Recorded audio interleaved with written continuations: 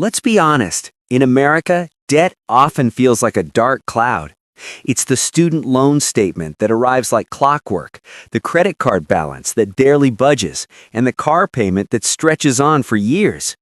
We've been taught to see debt as a necessary evil, a burden we simply learn to carry. But what if we've been looking at it all wrong? What if debt isn't a pit, but a ladder? Many immigrant families come to this country with a profoundly different mindset.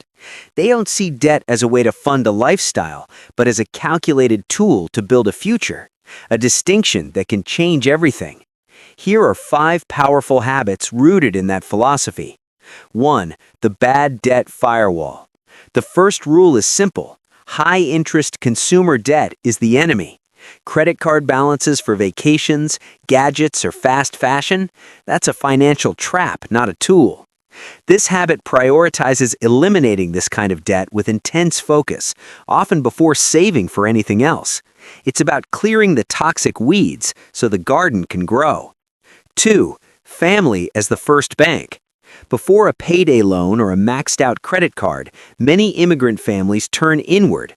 There's a powerful, informal network of pooling resources for emergencies or big goals. Need a security deposit for an apartment? The family gathers. This habit avoids predatory interest and strengthens community bonds, creating a safety net woven from trust, not bank fees. 3. Debt for a door, not a decor. This is the core of the tool mentality. Debt is only acceptable if it opens a door to a better future. That means yes to debt for education or a certification, yes to a mortgage for a modest, stable home, yes to a loan to start a vital family business, no to debt for a flashy car that loses value the moment you drive it off the lot.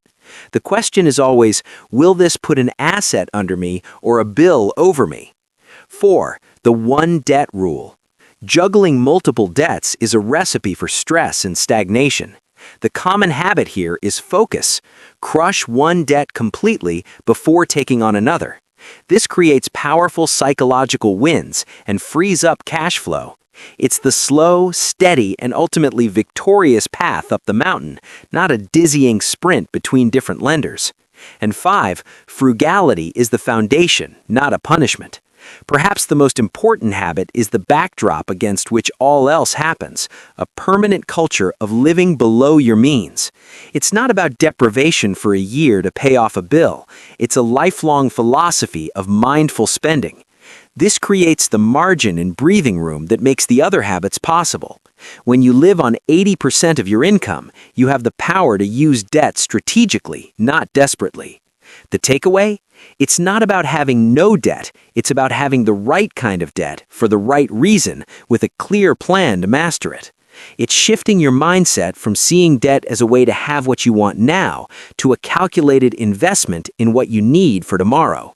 By adopting even 1 or 2 of these habits, we can stop fearing debt and start directing it. We can turn a potential trap into our most practical tool for building the life we want.